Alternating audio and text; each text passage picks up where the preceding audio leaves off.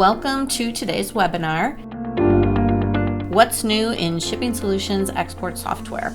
I'm Lisa Niemer. I have been with Shipping Solutions for a long time, so if you've ever had a question or an issue with Shipping Solutions, you've probably talked to me. So I'll be walking through the changes in Shipping Solutions Professional and Enterprise version 9.20 and Shipping Solutions Classic version 8.20.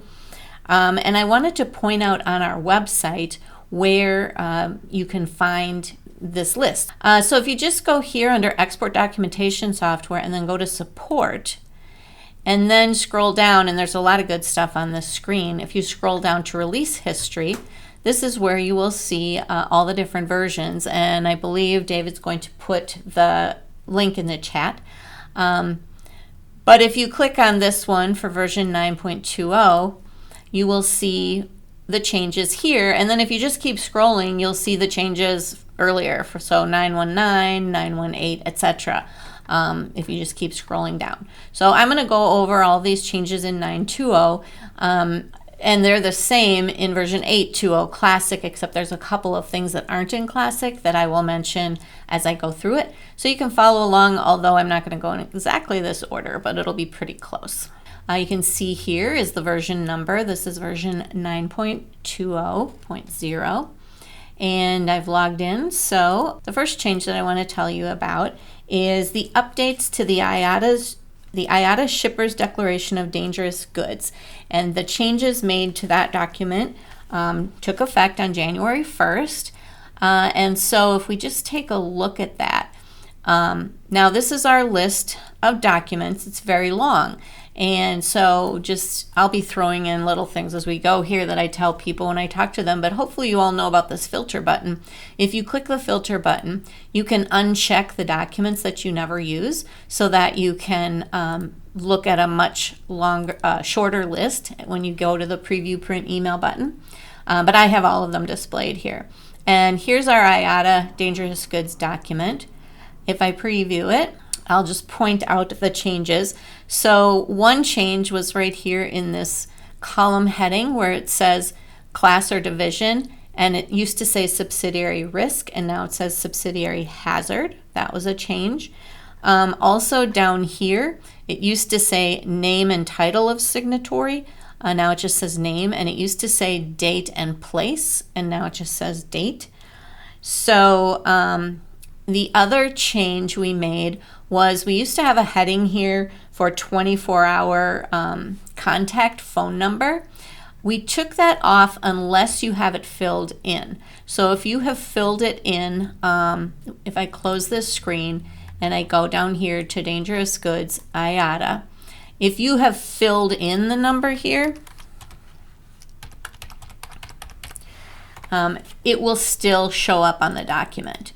But it was a little bit unclear as to whether it was supposed to be on there or not, so we didn't want to take it off for everyone. So if you have it in there, it'll show up if you've entered one, but if you don't enter one, then this red heading does not show up.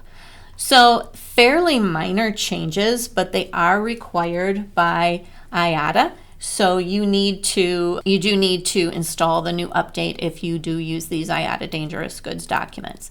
Now, I just want to point out too, we have a couple other ones. We have this IATA data only, and we have IATA no red border. So that's if you like to use pieces of paper that have the whole form on it or without that already have the red border put on. And then we also have this no columns version. This one looks like this. And so instead of having the columns here for your line items, it just puts it like that. And both of them are required, or not required, accepted by IATA. And you'll notice here on the new version, it says subsidiary hazard instead of subsidiary risk. We also have that one with data only and that one with no red borders. Now, I have talked to a couple of people who said, well, my document didn't change and I did the upgrade. Well, they were using the Dangerous Goods documents that say legacy next to them. So if you're using those are pretty old. We kind of moved away from those documents a number of years ago. So give me a call or send me an email, and I can show you the new way that we do it. We also have, I'll bring up our website again. If you go here to videos and you go to creating dangerous goods documents, this video walks you through the newer way that we do it, so that you don't use those legacy documents, because those are not going to be updated. All right, the next one that next document that changed, and this one is the SLI in NCB FAA format. It's not like a required document, the format itself, but the model provided by the National Customs Broker Association did change, so we made those changes on here. So just pointing out a couple of the changes, it now says authorized agent up here in the upper right instead of freight forwarder. And also down here in the checkbox where you're authorizing someone to act as your agent, it says authorized agent where it used to say freight forwarder. We also made these two fields, filing option and transportation reference number, optional. Filing option, almost every single company is pre-departure, so it's kind of redundant to put it on here. And transportation reference number, some people don't use it. So you do have the option to hide those. And I'm going to show you a couple of versions ago. We added the functionality that if you're on this preview print email screen and you just right click on the document, you can get right to the customized screen. And each of these customized screen for each document is a little different. So on this one, you can uncheck show filing option and uncheck transportation reference number. And you can just preview it from here, and we'll see that those two boxes now don't display. Okay, and that shortcut is kind of nice, I think, because before, if you wanted to make a change, you had to go over to the Tools tab, Customize Documents tree, and find your document and then make the changes. So right now, you know, when you're right on the preview print email screen, you can just right click on your document and get right to the customized screen. Okay, the next change that we made, I'm just going to pick a different shipment here. The Canada Customs invoice, we always had a continuation page on it, but now we made it so that it matches the one that is provided by the Canadian government. So I'll just show you what that looks like. It's very similar to the one we used to have, but you know, a little different. So it's got the flag now, and it's got lines around these boxes and some other changes. So now if your Canada Customs invoice goes to a second page, you're going to have the continuation page that Canada Customs wants to see. The next thing that we did was we added a new pro forma invoice. So if I scroll down to pro forma invoice, here's the regular one that we've always had. We have one in French and one in Spanish. And then the new one we added is called landscape. So we call it landscape, obviously, because it's landscape, but what it has is it has more boxes for contact types. The regular pro forma just has 3 boxes: exporter, ultimate consignee, and then either intermediate consignee or bill to. You can switch it back and forth. So this one puts both intermediate consignee and bill to on here, plus freight forwarder and notified party. It also has weights by line item. So it brings over each line item's weight and shows it next to the item and totals them down here. So that's our new pro forma invoice. We already had that in the commercial invoice. We have the landscape version of the commercial invoice. We did that a few versions ago, so hopefully you're making use of that if you want to have this additional detail. So now we just have a pro forma to look that kind of matches that one we did for the commercial. I don't remember if I mentioned when I was talking about dangerous goods that is professional and enterprise only. That is not in the classic version. And then this next change that I'm going to talk about is also in professional and enterprise only, not classic. So it pertains to the export compliance module. When you're typing in your Ukrainian customer, you have to put in a state code. You know, there's a war there. So some of the provinces there are okay to ship to, and some of them aren't. We added the state code. The state codes are outlined on the blog post, so you'll have to look up the grid. And here, I can actually just show it to you as well. So I'm going to go on our homepage here. I'm going to search for Ukraine. And here's the blog post that I wrote. And it's got a chart here. So you're going to have to look up this code for this state that you're shipping to. In this case, I'm shipping to Kyiv, state code 30. So if I save and close this, and I go to the compliance screen and I run restricted party screenings, for my ultimate consignee, I'm going to get no match found. And for those of you who haven't noticed this before, we have these two little drop-down screen, or this is a drop-down screen that we added a couple of versions ago. So you can review, approve, or deny. And I'm going to approve this shipment because no match found. So then I'm going to close this, and I'm going to pick a shipment where I put in a different address. In this example, I am shipping to Donetska, state code 14, that I got off of my chart. And when I run it, now you're going to see embargo, US. So you can't ship to that particular state in Ukraine. And so I'm going to go up here and I'm going to deny this one. And if I go here and look at my select shipment screen, there's a way to add these two columns if you're interested in that, where you can see if there were results and what the review status is. And then you would just go to global settings. So the question that I had was, when I went to preview print email and I right-clicked and went to customize, whether that's just for this shipment or all shipments. So this customized screen is going to do this for all shipments. But what it's not going to do is do it for all users. So if you have the multi-user version and you have a few different people logging in with their own logins into Shipping Solutions, when you customize something, it's only going to pertain to them.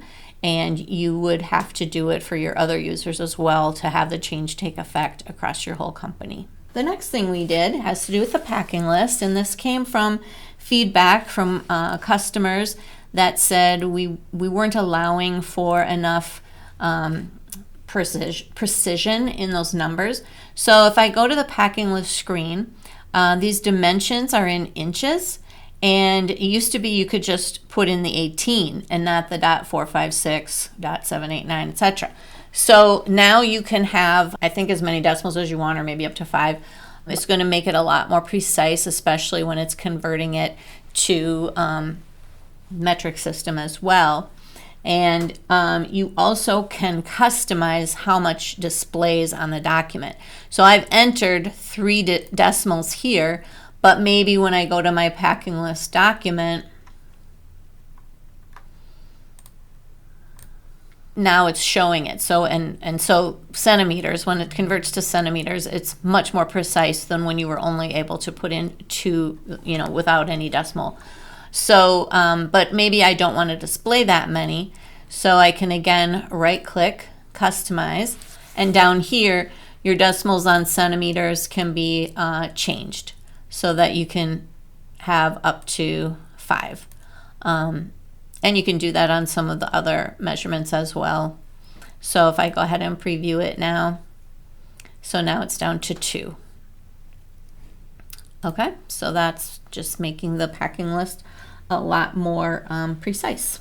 Moving off of the Easy Start screen and going to the Databases tab, we added something onto the products database, and this is also from feedback from customers, because if you keep your list of products in Shipping Solutions, people were asking for a way to be able to note when they had reviewed it and updated it. Maybe for pricing changes, or maybe for a big one would be the Schedule B code. When was that last reviewed, to make sure that was correct. So we added these 2 new fields. Last updated date, so you can put a date in there, and then notes. And you can see how this box really gets bigger. So I think it's just to make it easier to read. If you have a lot of notes in there, when you hover over it, it gets big so you can read it. So that helps you.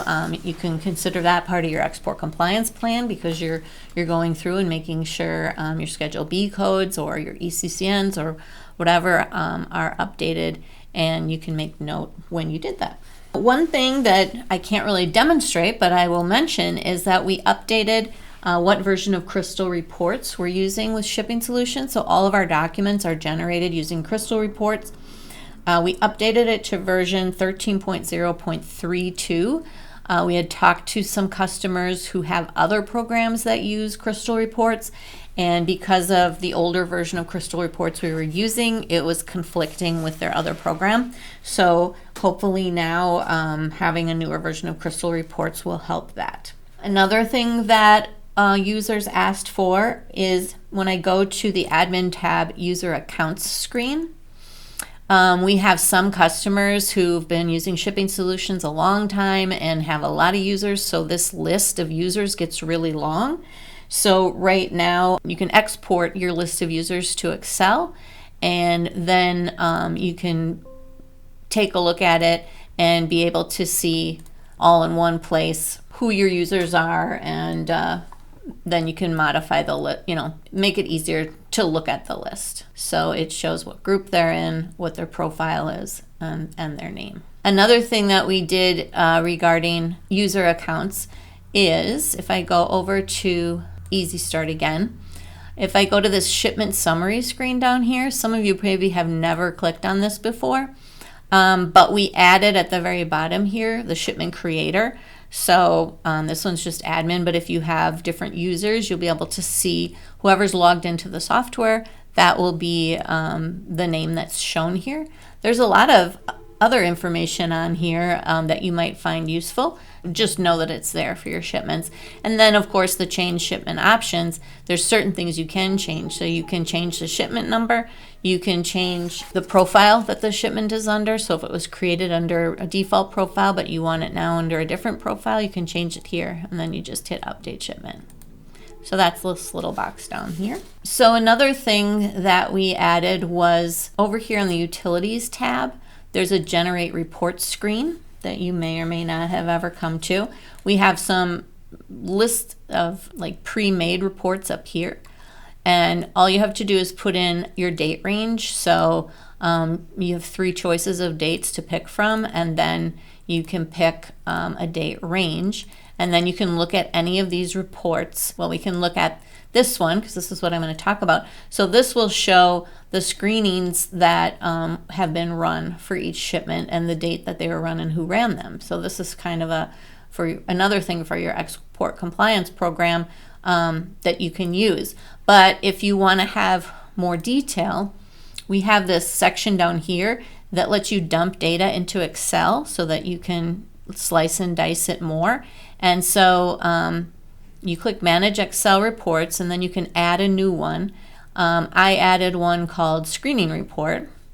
And then you can just click the fields that you want to include on the report. And what I want to point out is that we have added now the screening date, that's restricted party screening date. If you ran export license determination, the date for that, and document determination, and then the shipment creator. These are all new fields for this report, running reports here. So I'm going to just run this report. So you pick it in the drop-down list, and then you export it to Excel, and then you will see your list of shipments, and then it'll give you the date that the screenings were run. You can make these columns a little wider so you can see it a little better. So that's just an enhancement to that Generate Reports feature. And then just some little fixes. I'm just going to select a different shipment here. For some odd reason, we were missing some page numbers. So like if you were looking at the Australia Free Trade Agreement Certificate of Origin, we didn't have a page number right here, page 1 of 2. We had the page number here, page 2 of 2, but we didn't have page 1 of 2. So that was on the top of the Australia, Colombia, and Korea Free Trade Agreement Certificates of Origin. So that's just a little thing. And then the last thing I'll mention is that we added some codes. So, codes are always changing. We added some license types, so you would see those when you're on the product details screen here, the license types. So there were 2 new ones that were added, C69 and C70. So we added those to the list. And we don't take off any of them, but if they're no longer valid, we put discontinued on here, used for amendments only. So you might want to look at the license types you're using, make sure they're not discontinued. But C69 is license exception medical devices, C70 implemented export control. We also updated some ITAR exemptions. If we go to this screen, this section up here is all the DDTC stuff. And so we added an exemption number. I think it's the very bottom one is new. And then we also updated these category codes. They should be in the same order and use basically the same language as the ASTER. If you're familiar with that, that's Appendix L. That's the AES filing. They call it the ASTER, so that matches Appendix L now. And then we also updated some ports. Now, if you look here, if you go to carriers and ports, foreign port codes, this list is pre-populated and we have updated it. There were a couple of new ones, a few in Vietnam that were added. But if you ever find a port code that isn't here, you can always just add it yourself. There's an add new right here. So you're able to add that if it's missing. So that is the extent of the changes. Are there any questions? Okay, the question is, if I make changes to the database, does that affect existing shipments or older shipments? So if I remove ABC Company as an ultimate consignee that we no longer do business with, will I see it on older orders? That will work fine, because if you're on this databases tab and you go in here to contacts and then you go to ultimate consignees, if you delete somebody here, that will not impact anything on the Easy Start screen. So like when you're creating a shipment, you're pulling data from the databases into Easy Start, but once you've pulled it in, now it's on the Easy Start screen and it's not going to go anywhere based on what you do to the databases tab. So that's also like where if you change a price in the products database, it's not going to go back and change prices on any of your existing shipments on Easy Start. We have seen more delays getting through Canada Customs. Will these new changes possibly help? I don't know. I'm sorry, I don't know the answer to that. I guess if they didn't like your continuation page, maybe that would help. But I guess I don't really know, and I don't know if David has anything to add to that. The next question is, are there any changes to the matching results in terms of why some show as 100% when they should not? No, I mean, our compliance module is powered by E2 Open, so we do not control the data that we're screening against. It's good though, because you're getting the benefits of a much bigger company. They've got a huge team that manages the lists that we're running our compliance module against. So you're getting changes added within 24 hours of any change. So that's good. But we don't control that algorithm. Sometimes it is hard to explain why something is 100% match. I mean, what I usually tell people is like, you need to put in as much information as you have. If you put in something that's like global company, it's going to have, that's just not specific enough. There's also a lot of words that it doesn't even use for screening. So if it's like ABC Company, or, it's not going to look at the word company. So it's only going to look at ABC. So you're only screening on 3 letters. You know what I'm saying? So as much information as you have about a potential partner is what you should enter. And then you have to look at the results. I mean, I always say it's an art, not a science. You have to just use common sense, I guess, and maybe do additional research. First of all, I always say, like, you should have maybe a threshold of maybe you're not going to worry about any matches that are below a certain number, whatever that number is for your company. That makes sense. Like match percentage. And then you also need to look at what lists they're on.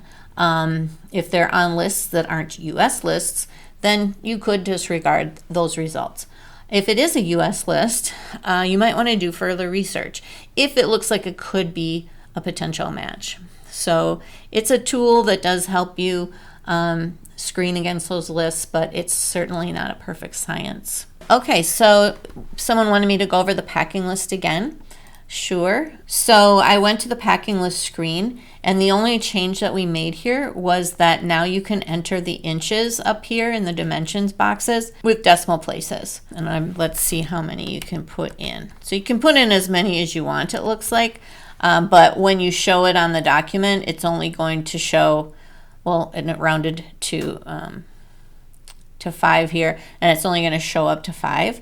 But just being able to put in the decimals makes it so much more accurate when you are converting it to centimeters. So if we look at the packing list once again, you can see it rounds to 2, and so, but it's calculating based on that number that you entered. So even though it's rounding to 2, the calculation is using the 5-digit precision. And also you can right click here, customize, and then you can say how many decimals that you want to display on the document. So that was that change. Also, I wanted to mention we also have this landscape version of the packing list. And if you haven't looked at it before, this one also adds weights, gross and net, pounds and kilograms to each line item. So if you're looking for more detail on your packing list, you might want to look at the landscape version. I know saying it's a landscape version isn't very specific, but basically what that means is it has more data than the other one, because being landscape, there's more space. And of course, don't hesitate to reach out, call, email, and we're happy to answer questions anytime, and also to take any feedback on what you would like to see. Some of our best ideas come from our customers. So we always want to get your ideas and your feedback. All right, well, I don't see any more questions, but I think you guys know how to reach me. My direct phone number is 651-272-2701, and you can always reach me via email, Lisa N, as in Nancy, @shipsolutions.com. So thank you so much and have a great day.